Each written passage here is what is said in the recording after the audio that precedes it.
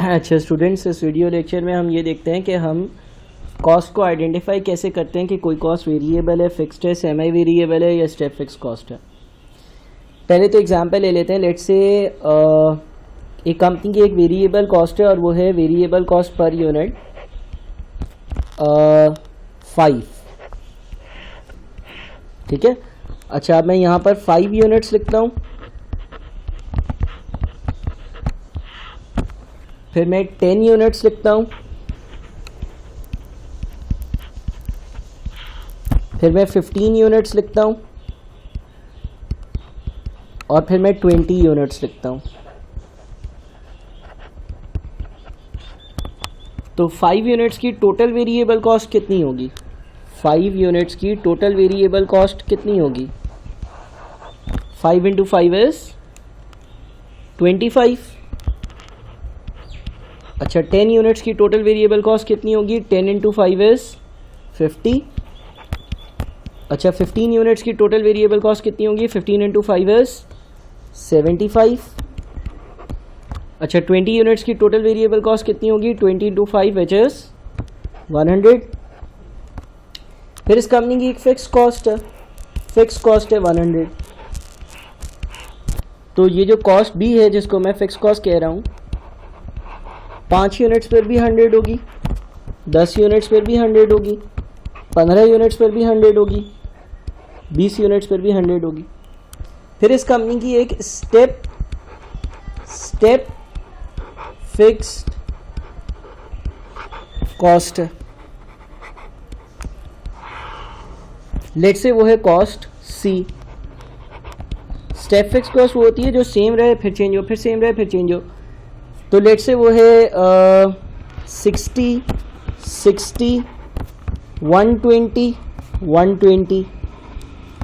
और फिर एक है इसकी semi variable cost. Semi variable cost वो होती है जिसमें कुछ फिक्स्ड हिस्सा हो और कुछ वेरिएबल हिस्सा हो। तो let's say semi variable cost का फिक्स हिस्सा है 50 और इसका जो वेरिएबल है ना वो है 2 पर यूनिट। तो अगर फॉर एग्जांपल मैं 5 यूनिट्स की बात करूंगा, इसको हम कॉस्ट डी का नाम देते हैं। अगर मैं 5 यूनिट्स की बात करूंगा तो 50 प्लस 5 इंटू 2 यानी कि 60 हो गया। 10 यूनिट्स की बात करूंगा तो 50 प्लस 10 इंटू 2 70 हो गया। 15 यूनिट्स की बात करूंगा तो 50 प्लस 15 इंटू 2 80 हो गया। 20 यूनिट्स की बात करूंगा तो 50 प्लस 20 इंटू 2 यानी कि 90 हो गया। ठीक है, ये हमने कॉस्ट ए, कॉस्ट बी, कॉस्ट सी, कॉस्ट डी लिख दी। 5 यूनिट्स पे भी लिख दी, 10 यूनिट्स पर भी लिख दी, 15 यूनिट्स पर भी लिख दी, 20 यूनिट्स पर भी लिख दी। अब अगर कोई मुझे उल्टा सवाल पूछता है, यानी कि अभी तो हमें ये इन्फॉर्मेशन अवेलेबल थी, हमने इससे ये चीज़ें लिखी, लेकिन अगर हमें ये वाली चीज़ें दी हुई होती और कोई बोलता कि बताओ ए जो है ना वो फिक्स कॉस्ट है या वेरिएबल है या सेमी वेरिएबल है, स्टेप फिक्स कॉस्ट है, इसी तरह से वो पूछता बी क्या है, इसी तरह से वो पूछता सी क्या है, इसी तरह से बोलता है डी क्या है, यानी कि वो ये इन्फॉर्मेशन नहीं देता। तो मैं कैसे आइडेंटिफाई करता कि कौन सी कॉस्ट फिक्स है, कौन सी कॉस्ट वेरिएबल है, कौन सी कॉस्ट सेमी वेरिएबल है? मैं ऐसे आइडेंटिफाई करता कि बी को आइडेंटिफाई करना तो बड़ा आसान है। देखो, फिक्स कॉस्ट वो होती है जो हमेशा सेम रहती है।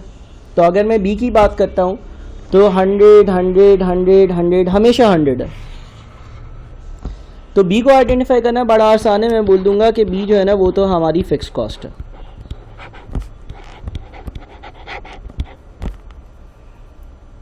अच्छा, उसके बाद फिर हम आइडेंटिफाई करते हैं सी। सी को आइडेंटिफाई करना भी आसान है। स्टेप फिक्स कॉस्ट क्या है? सेम फिर चेंज फिर सेम।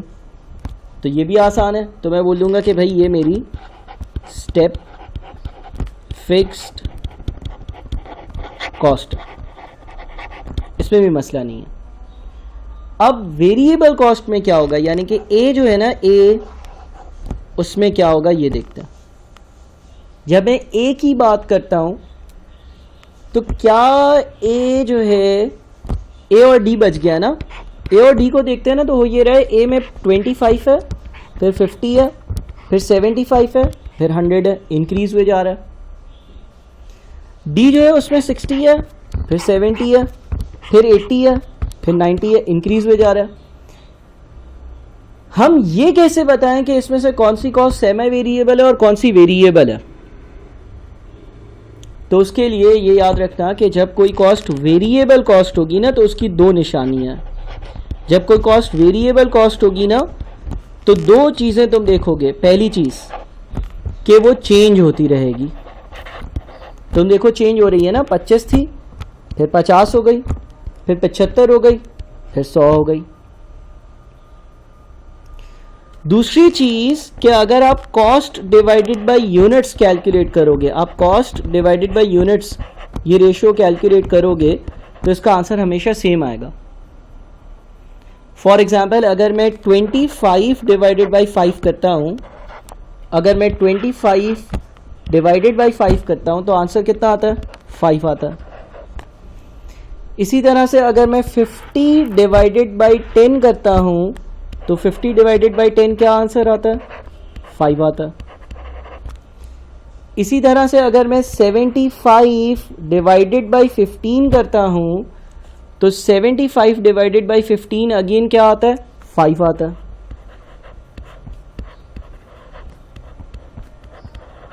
इसी तरह से अगर मैं 100 डिवाइडेड बाई 20 करता हूँ, तो 100 डिवाइडेड बाई 20 अगेन क्या आता है? 5 आता है। तो आपकी जो वेरिएबल कॉस्ट होती है उसकी दो कंडीशंस चेंज होती रहती है, और दूसरा कॉस्ट डिवाइडेड बाय यूनिट्स जो है ना, उसका रेशियो हमेशा सेम रहता है। यानी कि ये 5 है, अगेन 5 है, अगेन 5 है, अगेन 5 है। ठीक है। अच्छा, अगर कोई कॉस्ट वेरिएबल ना हो, अगर कोई कॉस्ट वेरिएबल ना हो, सेमी वेरिएबल हो, जो कि डी है, तो सेमी वेरिएबल कॉस्ट की क्या निशानी है? अगर कोई कॉस्ट सेमी वेरिएबल होगी, तो पहली निशानी यह है कि इट कीप्स चेंजिंग, चेंज होती रहेगी।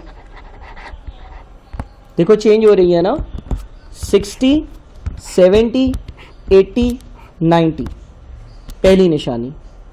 दूसरी निशानी जो है वो ये है कि कॉस्ट अपॉन यूनिट्स वाला रेशियो सेम नहीं आएगा।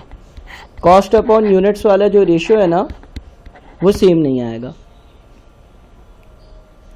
यानी कि अगर मैं 60 डिवाइडेड बाई 5 करता हूं, तो आंसर कितना आता है? 12 आता है।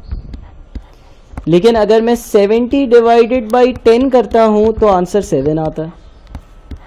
और अगर मैं 80 डिवाइडेड बाई 15 करता हूं, तो 80 डिवाइडेड बाई 15 से मेरा आंसर 5.33 आता है। और अगर मैं 90 डिवाइडेड बाई 20 करता हूं, तो 90 डिवाइडेड बाई 20 से मेरा आंसर जो है ना, वो 4.5 आता है। ठीक है। तो सेमी वेरिएबल कॉस्ट जो है, जो हमारी सेमी वेरिएबल कॉस्ट है, वो चेंज तो होती रहती है, लेकिन कॉस्ट डिवाइडेड बाय यूनिट से जो आंसर आता है ना, जो कॉस्ट डिवाइडेड बाय यूनिट से आंसर आ रहा होता है, वो भी हमेशा चेंज हो रहा होता है। ऐसा वेरिएबल में नहीं था। ठीक है। तो ये इन 4 तरह की कॉस्ट को आइडेंटिफाई करने के तरीके थे।